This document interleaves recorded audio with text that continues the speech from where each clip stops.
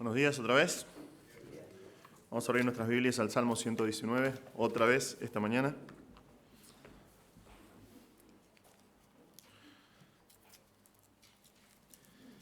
Y vamos a ir al Señor en oración. Padre Celestial, te damos gracias por este tiempo. Gracias por la oportunidad que tenemos de abrir tu palabra en esta mañana. Por favor, pedimos que seas tú, Señor, que nos hable, que tu Espíritu Santo nos guíe a tu verdad y que podamos conocer un poco más de ti, Señor, conocer más de tu voluntad para nuestras vidas. Rogamos, Padre, que por favor nos hables a través de tu palabra eterna. Te damos gracias, Señor, en el nombre precioso de Jesús. Amén. Bien, Salmo 119, versículo 81, esta mañana. Cuando estaba preparando este salmo pensaba en algunas cositas de nuestro país. Yo amo mi país y amo la cultura que hay en nuestro país. Y si hay algo que realmente me encanta, pensando, porque tiene mucho que ver con nuestra porción del salmo de hoy, es nuestra cultura, nuestra música. Hay uno de los referentes de nuestra música, se llama Atahualpa Yupanqui, que creo que la mayoría de ustedes lo conocen, todos ustedes. Pero él es un folclorista que tiene algo en común con varios folcloristas de su época, ¿no? Con José Larralde, con Cafrune, que son payadores. El estilo de música que hacen es como camperos de la zona pampeana de Buenos Aires, que es algo que me encanta.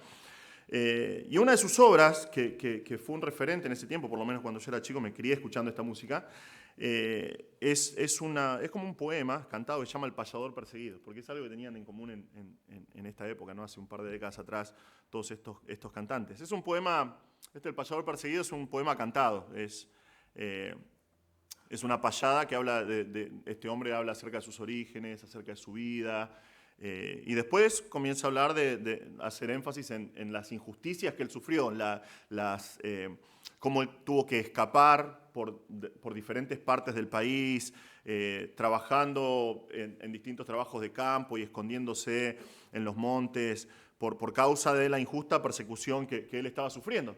En cualquier lugar al que iba tenía que permanecer muy poco tiempo ahí porque su vida estaba en riesgo y si sabían que estaba ahí automáticamente iban a enviar personas para matarlo, entonces tenía que escapar. Y cuenta como, a medida que va contando cómo es el campo, cuando él tiene que dormir bajo las estrellas y cosas por el estilo. Pero después con el tiempo y con la Biblia en mano, ¿no? Uno se da cuenta de que no era tan romántico todo lo que decía, ¿no? En realidad, él era un afiliado al Partido Comunista y por eso querían matarlo, como la gran mayoría de todos los payadores de este tiempo, por denunciar a aquellos que estaban en el gobierno. Entonces, eran cosas naturales, de hombres naturales que no conocen al Señor. Y si bien tal vez eran injusticias a favor de la persona que piensa que es injusto lo que le está pasando. Pero sin embargo, dentro de su poesía podemos ver que durante sus persecuciones, durante sus tiempos de persecución, casi todas las personas que escribían este tipo de música tienen algo en común. Están atravesando un montón de angustia, un montón de aflicción, y a menudo eso invade el alma del payador y por eso canta acerca de las aflicciones que tiene. Y junto con esa aflicción, siempre es interesante porque vienen varios sentimientos secundarios, digamos, que vienen acompañados con la aflicción y con la tristeza, que son el desánimo que no te da más ganas de vivir, la incertidumbre, porque estás siendo perseguido y no sabes cuánto tiempo más va a durar tu vida, y ese sentimiento de injusticia que se está llevando a cabo. Estas cosas que me están pasando no son justas, yo tendría que estar en otro lugar, tendría que estar con mi familia, todo esto que me está pasando es injusto. Esas son cosas que siempre acompañan a la aflicción. Y algo bastante parecido pasa con nuestra porción de hoy en nuestro salmo, en el Salmo 119. Nosotros vamos a seguir viendo al salmista. Todavía está en el medio de la aflicción y venimos viendo hace un montón y decir, che, ¿hace cuánto está afligido este salmista? Bueno, todavía está en medio de su aflicción y esta vez va a ser extrema su aflicción. Realmente, junto con esa aflicción y la prueba que experimenta, vamos a ver nosotros estos mismos sentimientos secundarios de los que hablábamos recién. Pero a diferencia del payador perseguido, nosotros vamos a ver algo diferente. Este hombre sí está siendo perseguido injustamente. Este hombre no está siendo perseguido por su afiliación política, este hombre está siendo perseguido por su fe en el Señor. Este hombre está siendo perseguido porque ama la palabra de Dios y por causa de su fe en el Señor, su confianza en el Señor, su amor por la palabra de Dios, está atravesando estas cosas. Y a diferencia del payador perseguido, en vez de tomar su guitarra y cantar en contra de los gobernantes, él toma su arpa, muy posiblemente, y comienza a cantar al Señor. Y va a enseñarnos a nosotros. Nuestra porción de hoy va a mostrarnos algunas verdades que acompañan estas palabras. Y vamos a ver que el creyente que se enfoca en el Señor, y solamente el creyente que se enfoca en el Señor y su palabra, tiene los recursos necesarios para poder atravesar los tiempos de aflicción extrema. En otras palabras, si yo puedo tener el enfoque correcto, que es el Señor, si yo puedo dejar de mirar lo que sucede a mi alrededor y me enfoco en quién es el Señor y en lo que Él dijo en su palabra, yo voy a tener la capacidad de tomar decisiones correctas. Yo voy a poder tomar decisiones radicales a veces que van a darle gloria a Dios y que me van a ayudar a mí a atravesar esos momentos de prueba. Entonces, vamos a leer lo que dice nuestra porción de hoy, Salmo 119, versículo 81, es la letra Kaf en el alfabeto hebreo, y dice así: mi alma desfallece por tu salvación, en tu palabra espero. Mis ojos desfallecen esperando tu palabra, mientras digo, ¿cuándo me consolarás? Aunque he llegado a ser como el odre al humo, no me olvido de tus estatutos. ¿Cuántos son los días de tu siervo? ¿Cuándo hará juicio contra mis perseguidores? Fosas me han cavado los soberbios, los que no están de acuerdo con tu ley. Todos tus mandamientos son fieles. Con mentira me han perseguido. Ayúdame. Casi me destruyen en la tierra, pero yo no abandoné tus preceptos. Vivifícame conforme a tu misericordia, para que guarde el testimonio de tu boca. Hoy vamos a ver nosotros en nuestro pasaje 3 decisiones radicales que el salmista tomó ante el tiempo de gran aflicción que estaba atravesando. 3 decisiones radicales que el salmista tomó durante su tiempo de gran aflicción. Entonces, la primera decisión radical que vemos acá es la siguiente. Agobiado por el desaliento, el salmista se aferró a las promesas del Señor. Agobiado por el desaliento, el salmista se aferró a las promesas del Señor. Lo vemos eso en versículos 81, 82 y 83. Es una situación que está atravesando que afecta a lo más profundo de su ser. Ya, como dijimos, llegamos a la estrofa número 11. Estamos justo a la mitad, hoy estamos en la mitad del Salmo 119 y es la letra Kaf.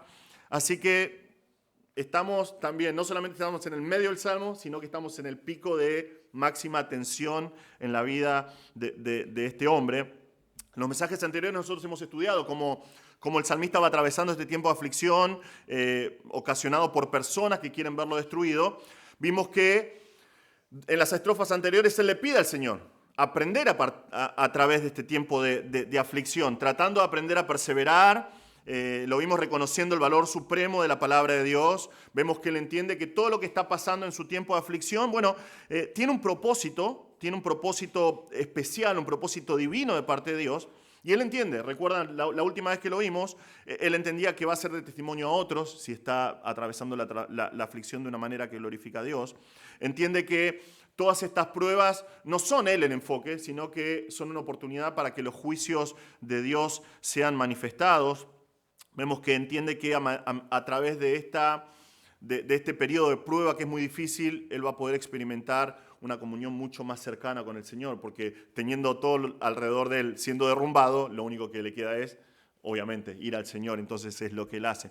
¿Cuál es la diferencia ahora? ¿Por qué ahora es tan desesperante esta situación? Simplemente porque la prueba ha llegado demasiado lejos. Ha sido demasiada la presión que está sobre él. La presión es tan grande que ahora su alma está siendo atravesada, está siendo afectada terriblemente. El gran predicador Spurgeon dijo eso en cuanto a este segmento. Dice, esta porción del gigantesco salmo ve al salmista in extremis, o sea, en el punto extremo de presión. Sus enemigos lo han llevado a la más baja condición de angustia y depresión. Esta octava es la medianoche del Salmo y es muy oscura, muy negra. Las estrellas, sin embargo, brillan y el último verso trae promesas de un amanecer. Después de este tiempo, la tensión se volverá más alegre, pero mientras tanto debería proveernos de consuelo el ver a un siervo de Dios tan eminente siendo tratado tan duramente por los impíos. Evidentemente en nuestras propias persecuciones, dice él, evidentemente en nuestras propias persecuciones nada extraño nos ha sucedido. Fin de la cita. Él dice, está en el punto máximo de su tensión. Y después vamos a ir viendo aflicción en lo que queda del Salmo, más tenue, él va a estar más enfocándose en el Señor y en su palabra otra vez, pero acá es como terrible lo que está sucediendo. Y Spurgeon dice acá, si le pasa a él, no es extraño que nos suceda a nosotros también, que atravesemos estos tiempos de aflicción. Y podemos ver que es así acá. Él, a diferencia de las otras estrofas, que en la primera oración marcan qué es lo que va a decir durante toda la porción, este directamente nos lleva a la desesperación que tiene. Él dice, estoy completamente desesperado. Fíjense, el versículo 81 dice, mi alma desfallece por tu salvación. Cuando vemos el uso de este verbo, podemos entender qué es lo que quiere decir. ¿Qué es lo que quiere decir cuando dice desfallece? Por ejemplo, en Génesis 21:15, Abraham le dice a Agar que se vaya con Ismael, ella se va, está en el desierto. En versículo 15, cuando Agar está ahí y se le acaba el agua, es esta palabra. Cuando se le acaba el agua, cuando la última gota se fue del odre, es esta palabra, desfalleció el odre. En Isaías 15, dice, porque las aguas de Nimrín se han agotado, ciertamente la hierba está seca, la hierba tierna ha muerto, no hay nada verde. Esto, la hierba ha muerto, es esta palabra. O sea, no hay nada de vida, de a poco se apagó y quedó la hierba sin vida. Job 7:9, por ejemplo, dice, como una nube se desvanece y pasa, así es el que desciende al Seón.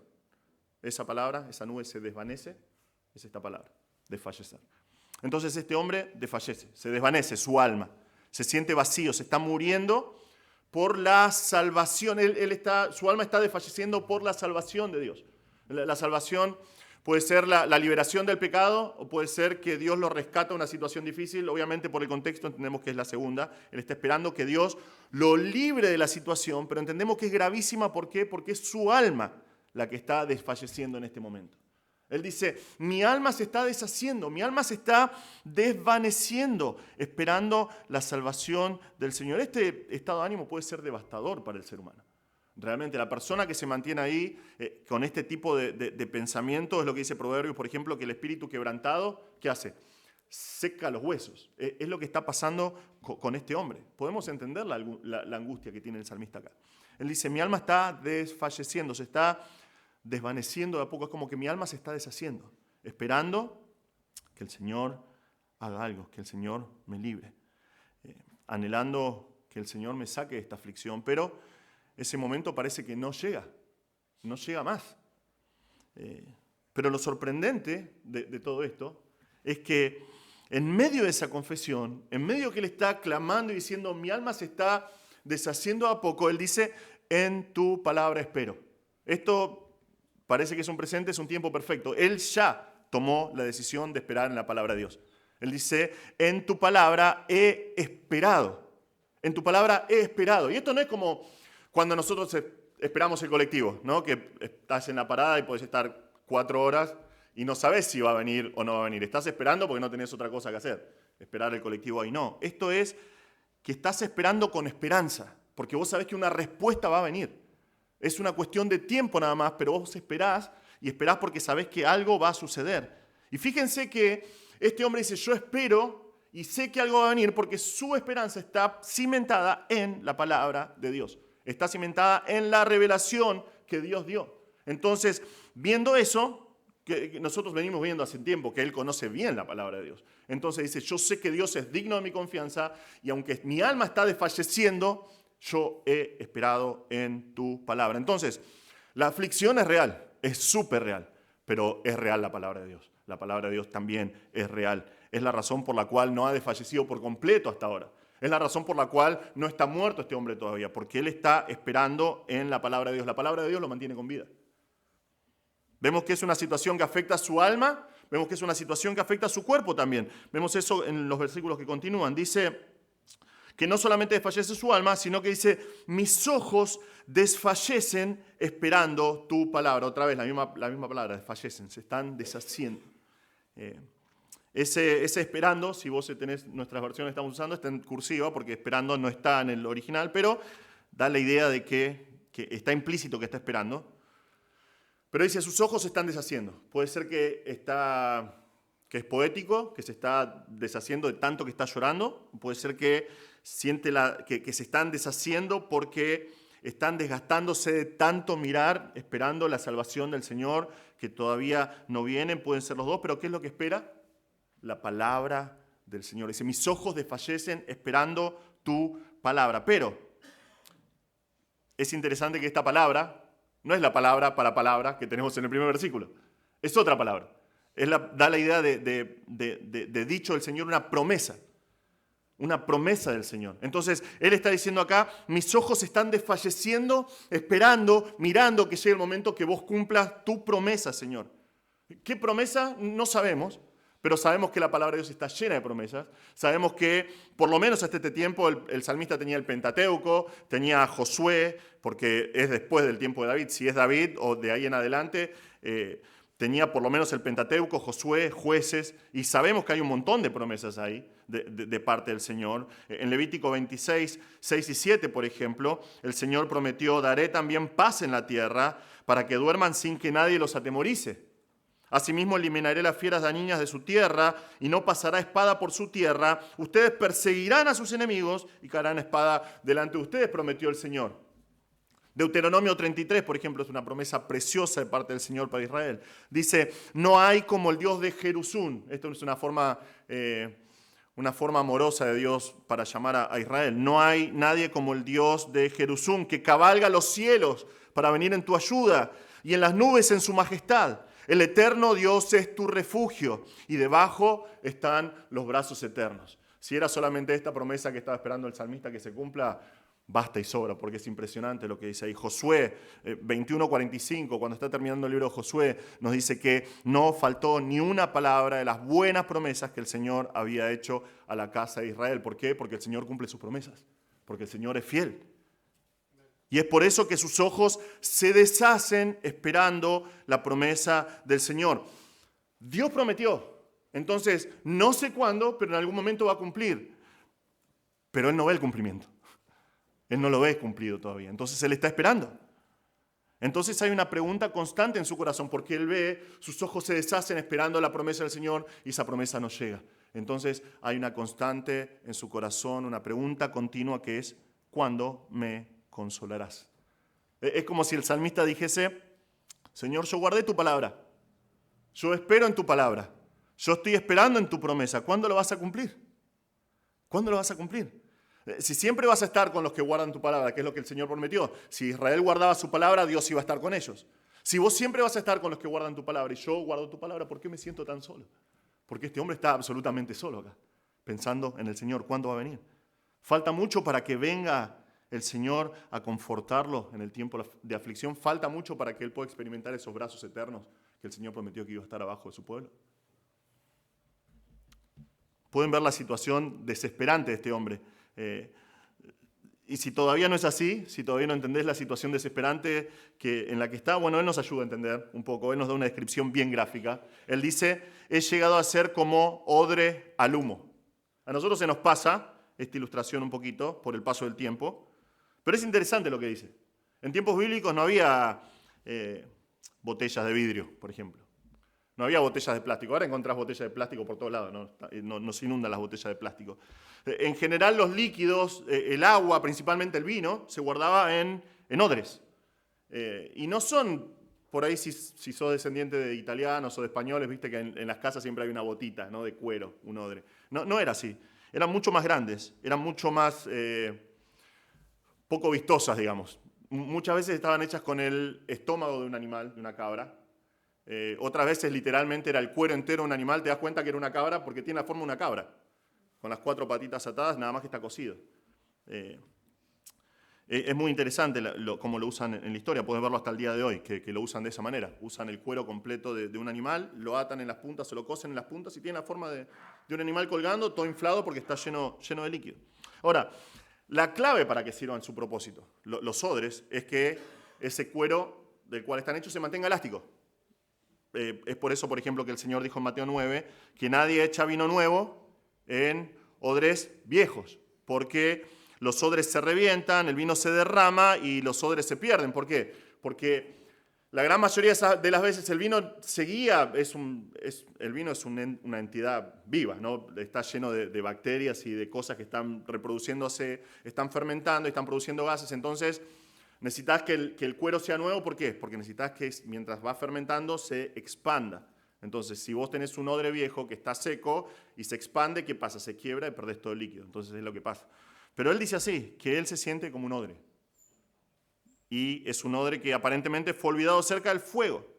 Entonces está cerca del fuego y el humo y el calor comienzan a hacer efecto y lo secan por completo. No sé si alguna vez viste el efecto del humo así. Yo tengo un ahumador en casa. Me encanta cocinar carne ahumada, ¿no? Y hace un tiempo había unos amigos en casa, unos hermanos en la fe, y estamos como siempre, ¿no? Te gusta comer y hablas un montón y te quedas. Pero había una parte de esa carne que había hecho un vacío, un pedazo de vacío, que todavía le faltaba. Entonces lo dejé colgado, le saqué absolutamente casi todas las brasas y lo dejé ahí para que sea ahumado. Digo, después lo saco. Siguió la charla, seguimos hablando y me olvidé por completo. Después de haber estado durante varias horas al humo, ya no servía más. No era carne, era una piedra. Y la parte del vacío, que nosotros decimos el cuerito del vacío, era literalmente, se quebraba con la mano. Completamente quebradizo. Y decís, bueno, qué macana, ¿no? Pero es lo que pasa con este hombre acá. Dice, yo me siento como un odre que se ha quedado olvidado al costado del fuego y el humo lo está afectando de tal manera que ya no tiene propósito. Está completamente quebradizo, no sirve para nada, perdió sus funciones, no sirve absolutamente para nada. Así se siente, sin propósito. Entonces, yo me pregunto cuando estoy escuchando el testimonio del salmista, ¿qué hacemos? ¿Es tiempo de bajar los brazos? ¿Es tiempo de olvidar al Señor? Absolutamente no. Absolutamente no. Vean lo que dice. Dice, no me olvido de tus estatutos. Otra vez, un tiempo perfecto. No me he olvidado. Tomé la decisión de constantemente recordar, yo no me olvidé de tus estatutos. No me olvido de las cosas que vos decretaste a pesar de la aflicción. Vean qué lección para nosotros, hermanos, porque momentos de extrema aflicción, como está pasando este hombre acá, tienen que llevarnos a tomar decisiones extremas, decisiones radicales, porque si no, no vamos a sobrevivir a estos tiempos de aflicción. Tenemos que seguir el ejemplo del salmista acá. Tenemos una persona que es agobiada y desanimada, su alma está desfalleciendo, su cuerpo está desfalleciendo al punto que dice, soy como un odre viejo, no sirvo para nada. ¿Qué hace? ¿Qué hace este hombre? Espera en la palabra de Dios. Se aferra a la promesa de Dios. No olvida los estatutos de Dios. ¿Qué desafío para nosotros, hermanos?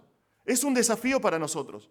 Porque nosotros estamos viviendo en una cultura que tiene como regla la victimación de uno mismo. Cuando estamos atravesando un tiempo de aflicción, ¿qué tenés que hacer? Tenés que absolutamente contarle a todos que estás en aflicción. Tenés que poner en tus redes sociales que estás en aflicción.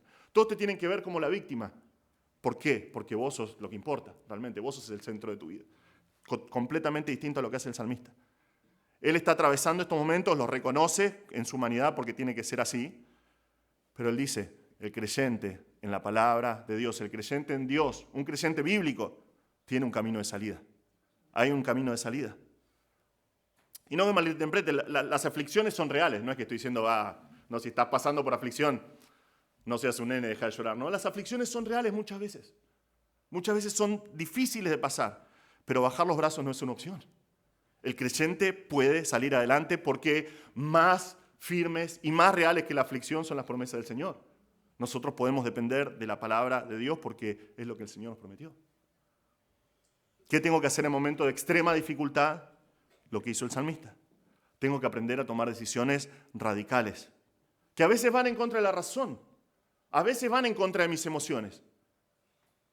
Muchas veces la tentación es, estoy atravesando estos momentos de aflicción y voy a llorar, no le voy a hablar absolutamente a nadie, me voy a victimizar, voy a empezar a culpar a los demás. El salmista dice, no tenés que hacer eso. ¿Qué hago? Espero en la palabra de Dios. Yo recuerdo lo que Él dijo en sus decretos. Yo me aferro con la poca fuerza que me quede, me tengo que aferrar a las promesas de Dios. ¿Por qué? Porque Él es fiel y verdadero. Él prometió, Él va a cumplir, en su momento Él va a cumplir. Porque Él lo prometió. El Señor va a consolar a los suyos, porque es lo que prometió. El Señor va a establecer su justicia, porque es lo que prometió. Tal vez no viva para ver su justicia establecida, pero lo voy a ver. Como dijo Job, cuando me levante y esta mi carne sea restaurada, lo voy a ver en justicia, lo voy a ver en gloria, en su majestad. Así va a ser con nuestra vida también. En tiempo de aflicción, espero en su palabra. Me aferro a las promesas que Él me dio en su palabra. Ahora, este tiempo de consuelo parece que no llega nunca a veces. Y es lo que está pasando con nuestro amigo acá. Espera que algo llegue y parece no llegar. Y junto con esa espera llega la incertidumbre. Él no sabe, hay un montón de preguntas que tiene. Él no sabe el cuándo, no sabe cómo van a terminar sus días de aflicción. Y si nosotros somos sinceros, nuestra vida realmente es un gran signo de interrogación, porque nosotros tampoco sabemos. Nuestra vida está marcada por la incertidumbre porque no podemos saber qué va a pasar mañana. Nosotros, realmente, si somos sinceros, cuando gozamos de cierta salud, cuando gozamos de cierto bienestar en la familia, cuando estamos más o menos bien económicamente, no nos importa lo que va a pasar en el futuro, ¿no? Porque estamos más o menos bien, entonces no hay problemas. Pero en la aflicción, cuando comienzan a ser tocadas esas cosas desordenadas, esas cosas en nuestras vidas, cuando la oscuridad comienza a rodearnos y andamos un poquito a ciegas, nos llenamos de preguntas. Y eso es lo que nos lleva a nuestro siguiente punto. La segunda decisión radical que toma el salmista acá. Abrumado por la incertidumbre, el salmista se abraza a la fidelidad de Dios. Abrumado por la incertidumbre, el salmista se abraza a la fidelidad de Dios. Versículos 84, 85 y 86. El lamento de este hombre nos muestra justamente eso, que él está viendo el futuro hacia adelante y lo que ve es una pared negra. No ve nada de lo que va a pasar y él dice, ¿cuántos son los días de tu siervo? ¿Cuántos son los días de tu siervo? Esta es una de las cosas que más afecta a la gente. ¿Qué va a pasar en el futuro? ¿Cuánto me queda de este futuro? ¿Qué va a pasar en un futuro cercano? Nosotros podemos identificarnos, ¿no?, un poquito con el salmista en estos días, ¿no? Vivimos en tiempos de incertidumbre. ¿Qué va a pasar en el futuro cercano? ¿Qué va a pasar con el país? ¿Quién nos va a gobernar? ¿Cómo vamos a estar de acá a un par de meses? Tal vez podés estar preguntándote eso. Y si no te estás preguntando, espera una semana. Ahora, que te tengo más o menos en ese pensamiento, imagina que esa incertidumbre no es económica.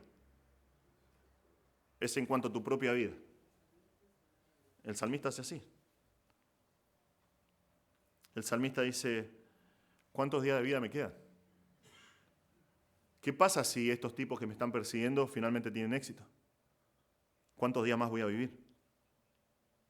Ahora, como si la incertidumbre por el futuro no fuera suficiente, él comienza a tener en su mente la incertidumbre por la injusticia que está sufriendo. Fíjense su pregunta, dice, no solamente cuántos días de vida tengo, sino ¿cuándo vas a hacer juicio contra mis perseguidores?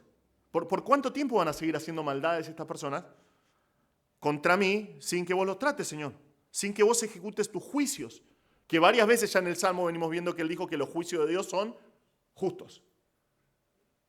Si son justos, tiene que ejecutarlos. ¿Cuándo va a ejecutarlos contra estas personas que son malas? Ahora, antes de seguir con nuestro salmo, quiero que pensemos en este hombre, que nos enfoquemos un poco en él. Él ama y conoce la palabra de Dios, lo vimos vez tras vez tras vez. Sabe que Dios promete protección a los suyos, lo dijo vez tras vez. Él sabe que Dios va a ejecutar su justicia. Ahora, vean las injusticias que él está atravesando. Él dice en versículo 85, fosas me han cavado los soberbios. Esto no es un accidente. No es que están como cuando estaba trabajando en la municipalidad acá, ¿no?, que hizo los pozos acá y se olvidaron de tapar un pozo. No es que están buscando agua y se olvidaron de tapar un pozo. Esto es a propósito. Él dice, me han cavado. Son para mí estos pozos que están haciendo. Estos presuntuosos, estos orgullosos, estos soberbios que ya vimos varias veces en porciones anteriores, lo están cazando. Los pozos que están haciendo son para cazarlo como un animal. La segunda parte del versículo 85 dice que lo hacen porque no están de acuerdo con tu ley, le dice Dios. No están de acuerdo con la ley de Dios. Como están en contra de la ley de Dios, como están en contra de los principios que están establecidos en la palabra de Dios, van a estar en contra y van a tratar de perseguir y eliminar a cualquier persona que quiera vivir por la palabra de Dios. Cualquier persona que manifieste el corazón de Dios y su palabra, van a perseguirlo, lo van a atacar, van a tratar de destruirlo. ¿Y cuál es su estrategia? Nos dice el versículo 86, con mentira, con engaño, con falsedad, me han perseguido. Estos hombres están estableciendo una red de calumnias y mentiras para acabar con este hombre, para poder terminar con su vida. Y están yendo detrás de él. Ahora, ¿qué puede hacer una persona que está abrumada de esta manera por la incertidumbre? ¿Cómo puede seguir adelante si no sabe lo que va a pasar, no tiene respuestas para el futuro y sin embargo, evidentemente, no sabe lo que va a pasar, pero el panorama no pinta muy bien? Bueno, vemos acá, primero recurre a la ayuda de Dios. Vemos acá que él, vemos si está en nuestras Biblias, está con signo de admiración, ¿no? Porque es un grito. ¡Ayúdame! Va al Señor pidiendo ayuda. Esto es un imperativo, un mandato, es una orden, pero es una orden al Señor no en irreverencia, ¿no? Como cuando un padre le dice a su hijo, a sus hijos, no, che, ayudame, dame una mano, sino que está clamando al Señor. Le está diciendo, ayúdame, Señor, porque sos el único que puede ayudarme. Es lo que vemos en la palabra de Dios un montón de veces. Y en nuestra sección del Salmo, parece que este es David, este verbo, dicho de esta manera, a Dios, solamente se encuentra 2 veces en el Antiguo Testamento. Se encuentra acá y en el Salmo 109, 26, que es un salmo de David, después de que él está siendo perseguido injustamente y siente que está desfalleciendo. Muy interesante eso. Pero él va al Señor. Él grita al Señor y dice, Señor, ayúdame. ¿Por qué? ¿Por qué va al Señor y le dice, ayúdame? ¿Por qué? Porque Dios es el único que puede ayudarlo. Dios es en su palabra el que dice que es ayudador de los suyos. En Deuteronomio 33, 29 dice, dichoso tú Israel, ¿quién como tú, pueblo salvado por el Señor? Él es el escudo de tu ayuda y espada de tu gloria. Tus enemigos simularán someterse ante ti y tú pisotearás sus lugares altos. ¿Por qué? Porque Dios es el escudo de la ayuda de su pueblo. Primera de Samuel 7, que es un pasaje que me encanta. Cuando Samuel está intercediendo delante del pueblo y Dios se encarga de destruir a los filisteos, él pone una piedra y llama a esa piedra Ebenezer, que significa piedra de ayuda, y él dice, lo pongo acá para que recordemos que hasta acá el Señor nos ha ayudado. ¿Por qué? Porque Él es el Dios que es nuestra ayuda. En 2 de Samuel 8:6, hablando de las campañas de David, dice que el Señor ayudaba a David donde quiera que iba. Entonces, estas personas que están persiguiendo al salmista son injustas, son mentirosas, lo están cazando, pero Dios es verdadero. Y Dios prometió ayudar a los suyos. Entonces él clama, Señor, ayúdame. Dame tu ayuda. Su única esperanza de una ayuda verdadera puede provenir del Señor. Y está tomando, cuando vemos, después de pedir la ayuda al Señor, vemos que toma la segunda decisión radical que vemos en este salmo. Él se abraza a la fidelidad de Dios. Él se abraza a la fidelidad de Dios. En medio de todo este lío, dice algo que si nosotros lo leemos así nomás, se nos escapa, realmente. Y lo leemos y bueno, es como parte del salmo, ¿no? Pero realmente es clave para entender esta porción. En medio de todo este lío que está diciendo lo que están haciendo contra él, nos dice, todos tus mandamientos son fieles.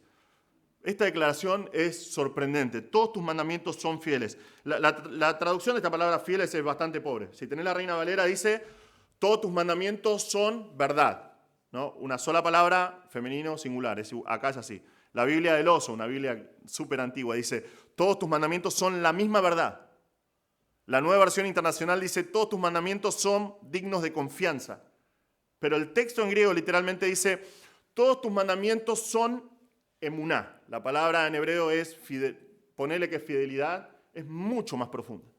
Pero él dice, todos tus mandamientos son fidelidad. El salmo anterior estudiamos, en la porción anterior estudiamos esta palabra. De esta raíz nosotros tenemos la palabra amén. Cuando nosotros decimos amén, ¿qué queremos decir? Es cierto. Es cierto, ¿no? Es la pura verdad. Entonces tenemos que confiar porque es la verdad. Entonces, ¿qué decimos? Amén. De esta raíz proviene la palabra entrenar, o practicar, o perfeccionarse en algo.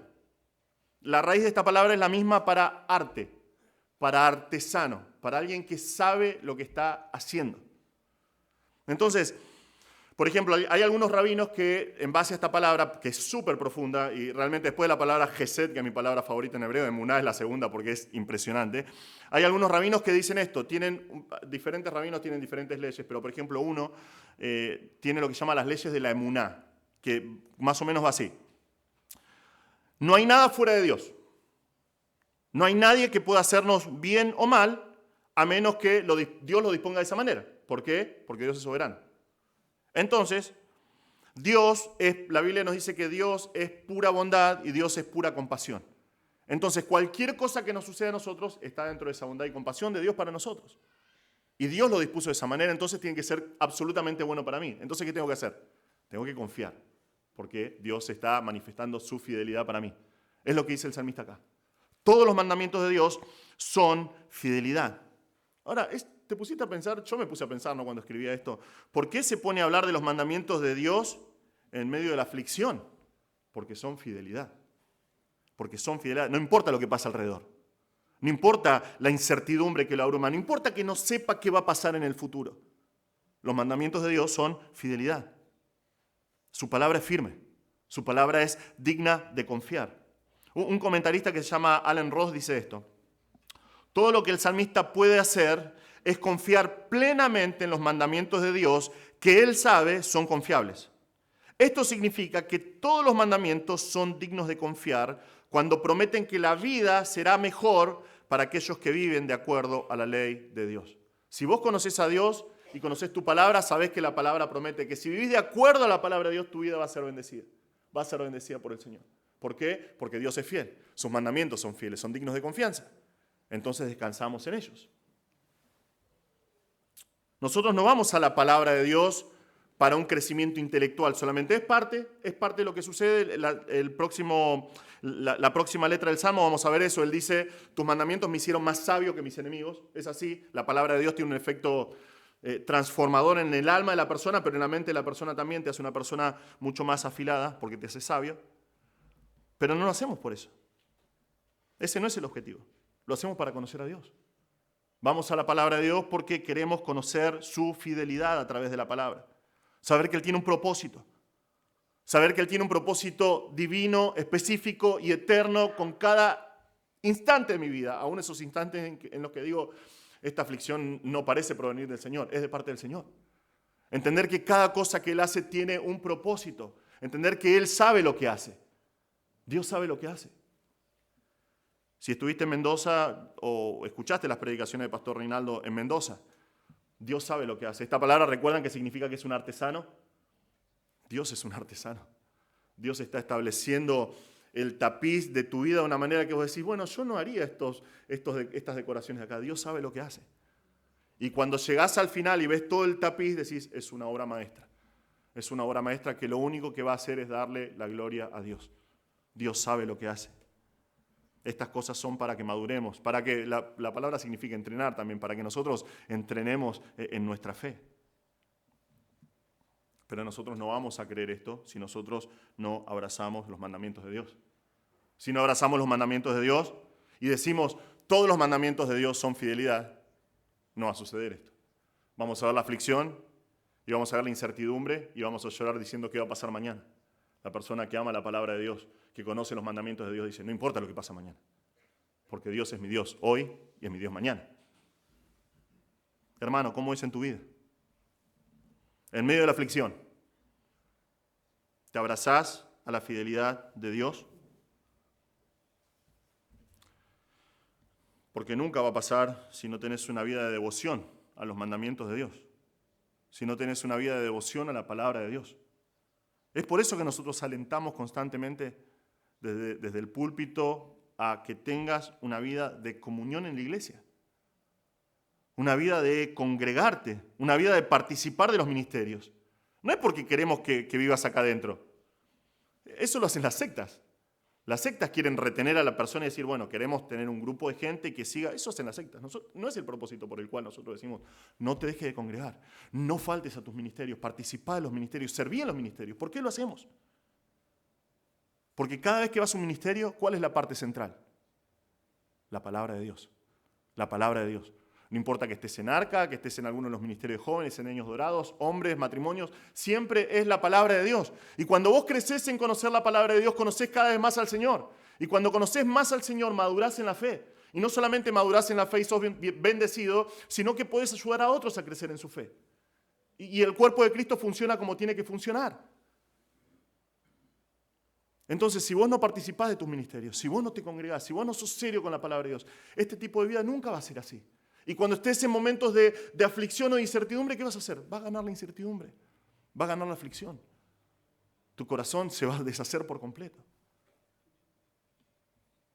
La única manera que nosotros vivimos para la gloria de Dios y bendición de otros es abrazando su palabra, abrazando su fidelidad, creciendo y madurando en el Señor a través de las pruebas, viviendo para la gloria de Dios y para servir a otros.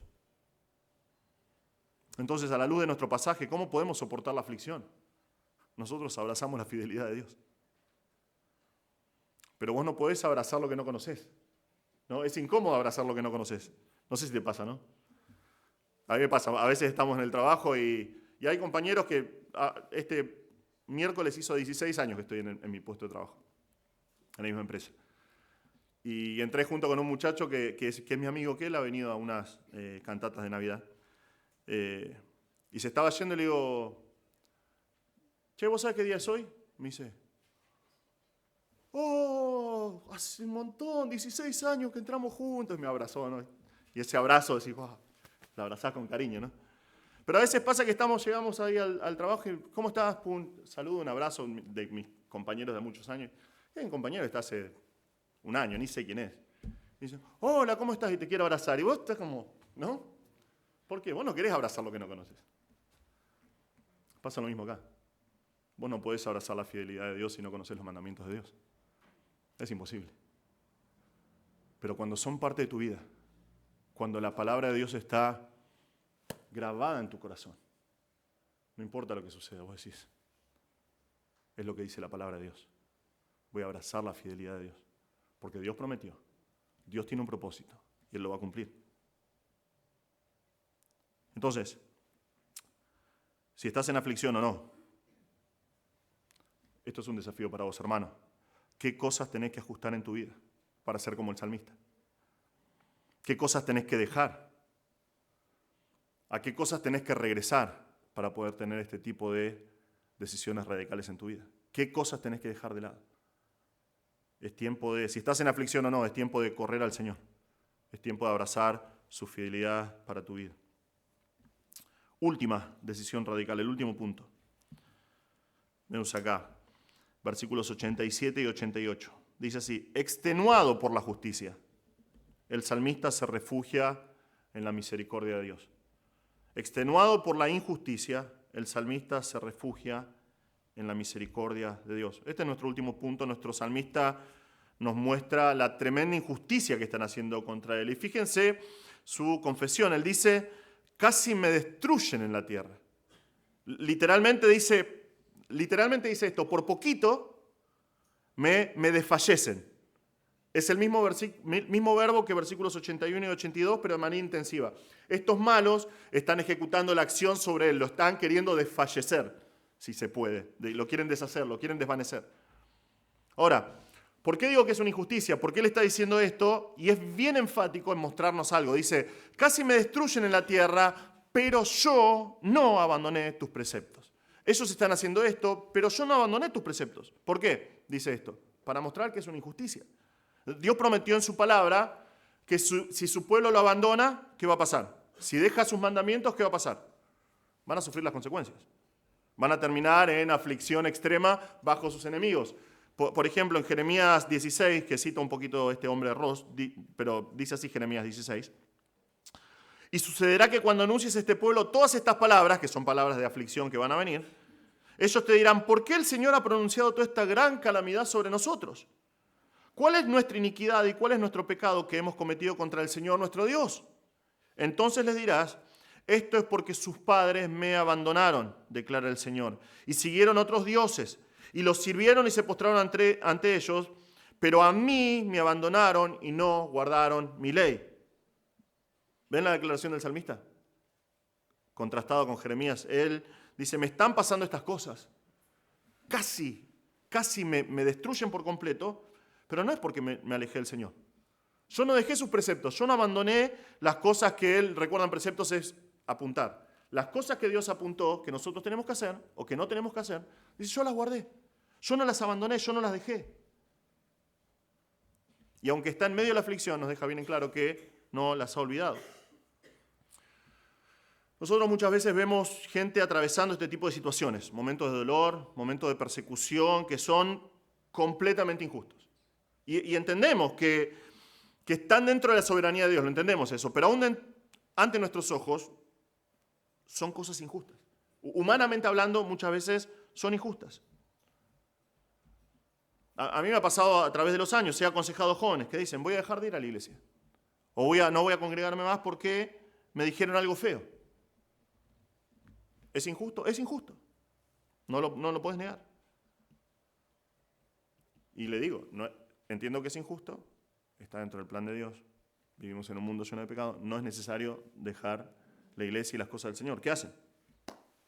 No ves mal, se van. He visto personas ser atacadas sin razón.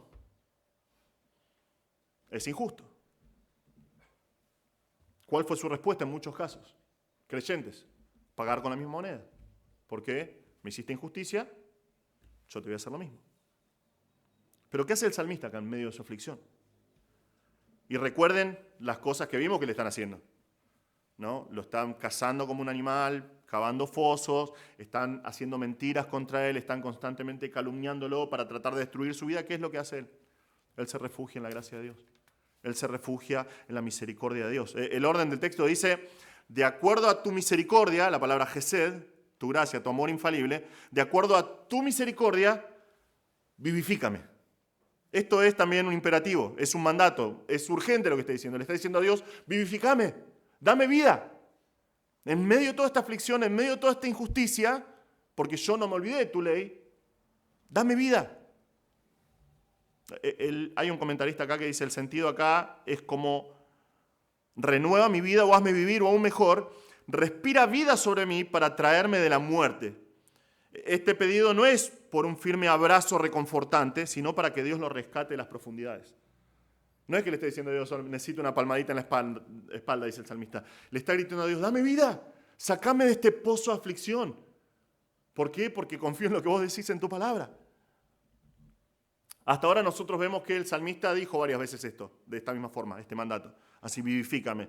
Vivifícame conforme a tu palabra, versículo 25. Vivifícame en tus caminos, en versículo 37. En versículo 40, vivifícame por tu justicia. Pero acá es la primera vez, en el momento más oscuro del Salmo, en el momento más terrible de toda la aflicción, que él en vez de ir a la palabra de Dios va directamente a la fuente de la palabra de Dios. Va a apelar a Dios, va a apelar a su carácter y naturaleza y dice, dame tu favor inmerecido, dame tu gracia, dame tu misericordia. ¿Por qué hace esto? Porque sin su misericordia no tenemos absolutamente nada. Y todo el conocimiento que él pueda tener de la palabra de Dios sin la misericordia y la gracia de Dios es lo mismo que nada. Este hombre entiende que la única razón por la que vive una vida que agrada a Dios es por la gracia de Dios. La única razón por la cual él está en pie todavía, casi en pie, tambaleando como está, es por la gracia de Dios. Es porque Dios fue fiel con él. El único motivo por el que respira es la misericordia de Dios. Y es por eso que ora a Dios de esta manera. Conforme a tu misericordia, dame vida.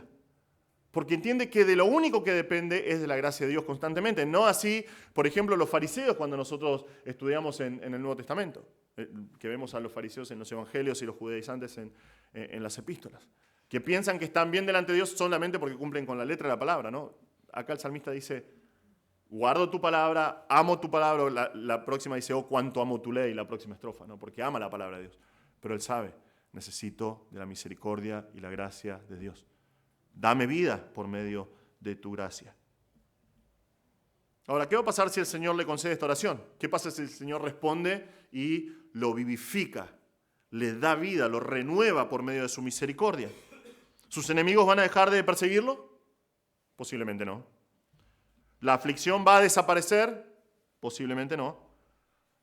Pero Él dice, dame vida por tu gracia o por tu misericordia y guardaré el testimonio de tu boca. Nosotros tenemos acá, es un verbo imperfecto en hebreo que es un futuro. Él dice, dame tu misericordia, dame vida por tu misericordia y yo voy a guardar el testimonio de tu boca. Todo lo que está en la palabra de Dios, todo lo que está escrito proviene directamente de la boca de Dios. Y Él dice, yo voy a guardar. Son cosas que Dios testificó como reales. Eso es un testimonio. Es algo que vos testificás de algo que vos sabés, de algo que viste. Dios testificó que son reales, que son la verdad. Él dice, si yo tengo la gracia de Dios y yo sigo viviendo, yo voy a ser, acá guardar, dice, yo voy a ser un guardián de ese testimonio. Señor, dame vida por medio de tu gracia. Me aferro, me refugio a tu misericordia. Y si me refugio en tu misericordia y vos me das la gracia para seguir viviendo, yo voy a ser un guardián de tu testimonio. Hermano, Dios quiere que vos hagas lo mismo. Cuando las injusticias son tan grandes en tu vida que parece no haber salida, ¿cuál es tu respuesta? Porque este mundo es un mundo injusto. Hablábamos el sábado pasado, fuimos a comer con el pastor Van Keukenhem y hablábamos de eso, ¿no? Decía, porque hablamos del libro de Eclesiastés. Y dice, hay algo que tenemos que enseñar a nuestros hijos desde chicos, y es que este mundo no es justo. Este mundo es injusto. Vamos a estar constantemente siendo atacados por causa de la injusticia que hay en este mundo. Este mundo es injusto. ¿Qué hacemos? ¿Nos desanimamos y lloramos por la injusticia? Como decía uno de mis hijos cuando se desanimaba y empezaba a llorar y decía, odio mi vida. Está en la naturaleza del ser humano. ¿Qué hacemos? Nos desanimamos por causa de la injusticia y la aflicción. ¿Qué hacemos? Abandonamos todo. Abandonamos absolutamente todo. Tengo uno de mis supervisores que constantemente, no sé qué quiere decir con esto, pero constantemente dice, Dios es justo con los justos. Dios es justo con los justos. ¿Y si llega la injusticia a los justos? Entonces Dios deja de ser Dios. ¿Y qué hacemos? Despotricamos y abandonamos absolutamente todo porque esta injusticia me sucedió a mí, que soy justo. Retribución, ¿es una opción? Así que estos perseguidores me están haciendo esto. Les voy a pagar con la misma moneda. Voy a hacer exactamente lo mismo. Si Dios no hace nada, alguien tiene que mostrarles la justicia de Dios, ¿no? ¿Vas a ser una persona que actúa como el mundo? Porque somos tentados, somos animados a hacer eso. ¿Vas a ser una persona como el mundo o vas a decir, Señor, la aflicción es real, la injusticia es real. Señor, dame tu gracia. Por medio de tu misericordia, dame vida en medio de esta prueba y yo voy a guardar tus testimonios. Yo voy a ser un guardián de las cosas que vos dijiste en tu palabra. Eso es lo que el Señor quiere de vos, hermano. Eso es lo que el Señor pretende de aquellos que conocen su palabra, que conocen quién es Él. Este mundo es un hervidero de justicia. Basta aprender las noticias por 5 minutos, ir a una página de noticias y correr la pantalla 2 veces para darte cuenta que este mundo es un hervidero de injusticia. Donde veas, hay injusticia. Pero Dios sigue siendo Dios. Dios sigue siendo el Señor. Él va a establecer su justicia. Mientras tanto, nos refugiamos en su misericordia. Mientras tanto, nos aferramos y nos ponemos bajo el abrigo de sus alas, como dice el salmista. Nosotros guardamos sus testimonios. Nosotros vamos a la misericordia de Dios y encontramos nuestro refugio ahí. Pero tiene que ser una decisión radical en tu vida. Si vos te desvías un poquito hacia la aflicción y te enfocás en la aflicción y vas un poquito a la gracia de Dios y un poquito a la aflicción, tu vida no va a salir de ahí, de ese ciclo. Necesitas tomar decisiones radicales. Necesitas decir, no importa lo que está pasando, no importa la injusticia que estoy sufriendo, yo voy a ir a la gracia de Dios, me voy a refugiar en la misericordia del Señor. Y Dios siendo el Señor y dándome su misericordia y vivificándome por medio de su misericordia, yo voy a ser un guardián de su testimonio. Yo voy a guardar la palabra de Dios. Hermanos, que el ejemplo del salmista nos lleve a enfrentar la aflicción de una manera que glorifica su nombre, sin importar lo que pasa en nuestras vidas, sin importar la situación. Aunque estemos agobiados por el desaliento.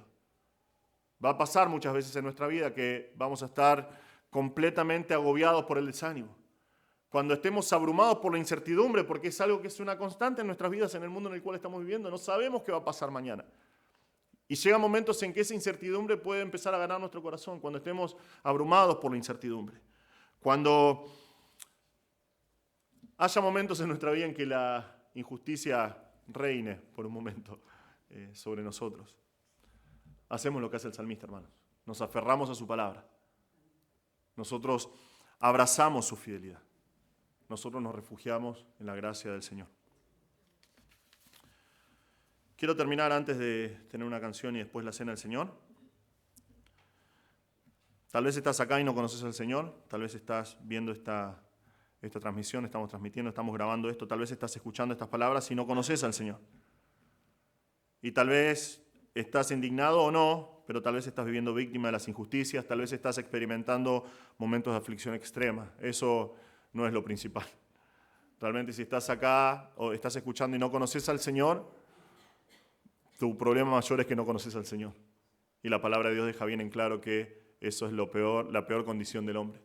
Cada uno de nosotros nace en pecado y separado de Dios, y la palabra de Dios dice que la paga del pecado es la muerte. Es más, la aflicción que nosotros sufrimos en este mundo es por causa del pecado. Pero si estás acá y no conoces al Señor, estás escuchando esto y no conoces al Señor, no sabes qué va a pasar si morís hoy, podés saberlo porque la Biblia lo dice. La palabra de Dios dice que estás separado de Dios, condenado al infierno, porque tus pecados merecen el castigo eterno, que es el infierno, pero la palabra de Dios dice que el Señor amó tanto al mundo que envió a su Hijo Jesús a morir en la cruz. Jesucristo, siendo Dios y siendo hombre, vino a vivir este mundo de una manera perfecta. Él fue, siendo Dios, clavado en una cruz, Él tomó forma de siervo y en esa cruz sufrió el oprobio, derramó su sangre para pagar por tus pecados. Él cargó con tus pecados sobre sus hombros y la palabra de Dios dice que si pones tu confianza en Cristo, si crees en Él, reconociendo que sos un pecador, Él te va a dar vida eterna. No importa la aflicción que estés pasando, Él te va a dar vida nueva. Es más, el Señor mismo dijo en Mateo 11, vengan a mí todos los que están cansados y cargados y yo los haré descansar. Tomen mi yugo sobre ustedes y aprendan de mí, que yo soy manso y humilde de corazón y hallarán descanso para sus almas, porque mi yugo es fácil y ligera mi carga. Si no conoces al Señor, vení a Cristo. Reconoce que sos un pecador y arrepentite delante del Señor. Cree que Jesús murió por vos y recibí su perdón y Él te va a dar vida nueva, vida eterna. Vení a Cristo. Hermanos, nosotros también recordamos las palabras de Jesús acá. Nosotros podemos ir a Él. Nosotros nos aferramos a su promesa. Nos aferramos a su gracia. Nosotros descansamos en Él. Y pensamos en eso y mientras cantamos, recordamos eso, que es por su gracia que nosotros estamos en pie, cuando recordemos en un instante la cena del Señor. Vamos a orar. Padre Celestial, te damos gracias por este tiempo. Gracias, Señor, por tu palabra y por lo que nos recuerda el salmista, que aunque la aflicción puede llegar a ser en nuestras vidas algo que